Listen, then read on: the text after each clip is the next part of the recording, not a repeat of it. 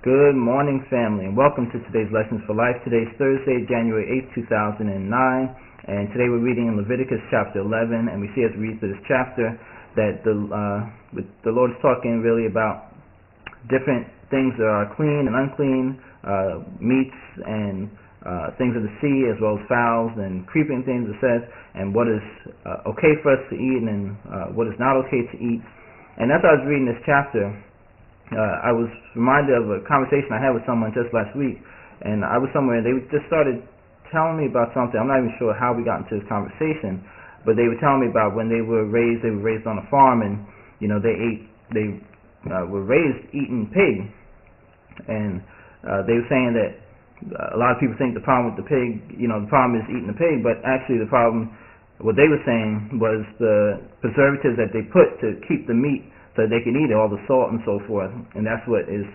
dangerous to our body. But we see here in the chapter it says that the swine is unclean and we're not supposed to eat it. But if you can apply that same principle of what they were saying before, what that other person was saying, it's not really principle, but if you can apply that same logic that they put these different preservatives, they put these different things on the pork to preserve the meat, and they do the same thing with all the other meat, even the meat that the Lord says in this chapter is clean or okay to be eaten. And that's why what I want to bring for Lessons for Life was that's why we actually practice a more stricter dietary regimen, I'll say. Even though the Lord says in this chapter that certain meats are okay to eat and certain foods are okay to eat, but we don't even eat those because there are a lot of things that go into the meats or into the foods that we're not even aware of. We don't even know before you even get to the shelf in the store. And those things are harmful, and the more we kind of society, I guess, will grow in technology or in science as they think, then they actually start doing different things to the foods, and start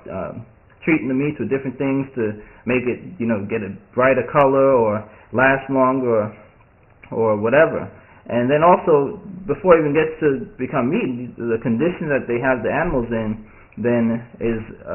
in such conditions that it's not good for us to really be consuming that meat either. So with that same logic, I imagine if we were living on a farm and we had more total control basically over the meats that we were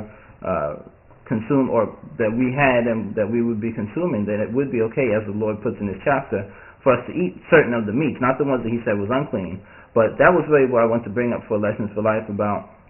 even though the Lord says certain things are okay to eat and certain aren't, in this time or in this day and age, because of what they do to all the meats, or to most of the meats, I'll say, then it really has become unsafe for us to eat it, period. So that's why we follow a more stricter, dietary nutrition or however you say it. So with that is today's Lessons for Life. Create yourself a wonderfully blessed day today, and we will talk again tomorrow.